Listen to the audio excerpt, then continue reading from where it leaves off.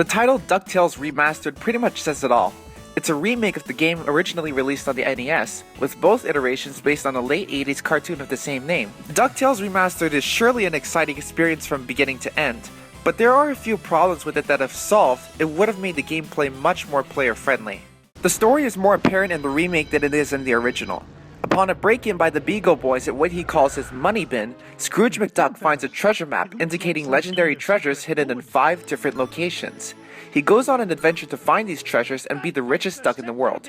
Scrooge, of course, can't go on this grand adventure without a few friends and foes tagging along, such as Scrooge's nephews Huey, Dewey, and Louie, as well as some characters and villains from the original Disney cartoon. Surely, DuckTales Remastered does not falter in presentation.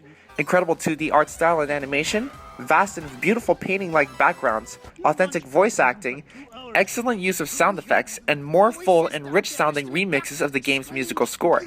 In the meantime, DuckTales Remastered stays very true to the original game, retaining the original gameplay mechanics and level designs. The game is a traditional side-scrolling 2D platformer, with each level filled with enemies to defeat and plenty of treasure to collect to rack up your score. Scrooge uses his cane to destroy rocks and launch projectiles, and for the most part perform a pogo jump that lets him reach higher places and avoid gaps and beds of spikes. I think it's both good that the original game's gameplay has been retained for the sake of nostalgia, and bad that too much of it has been retained, giving Scrooge less mobility than what he should have for this remake.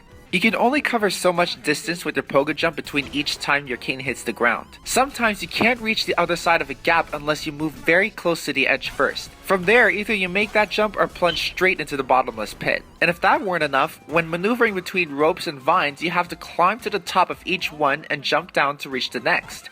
It's very inaccurate and usually has you landing on spikes. DuckTales Remastered can be played with the Wii U gamepad, either on the gamepad itself or to display the map of the level while playing on your TV. There should have been a mini-map that the players could see on the main gameplay screen, or even a button to let players turn the map on the gamepad on and off, instead of pausing the game every time to open the menu just to turn on the map.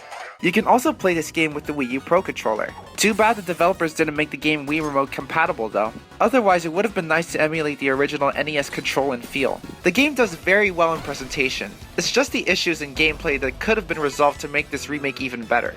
Still, the game is a fun adventure to blast through. I give DuckTales Remastered, rated E for mild cartoon violence, a good 8 out of 10.